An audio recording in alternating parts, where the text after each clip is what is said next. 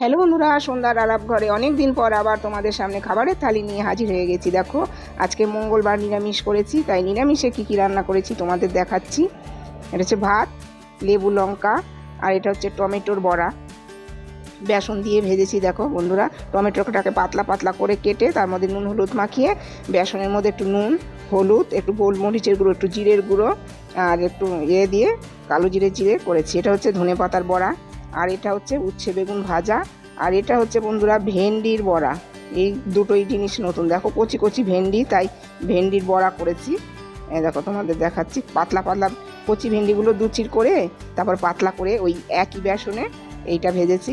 আর এটা হচ্ছে পনিরের তরকারি, আর এটা মটর ডাল করেছে ঝিঙে টমেটো দিয়ে, আর এটা হচ্ছে কপির তরকারি, ক্যাপসিকাম দিয়েছি, আলু।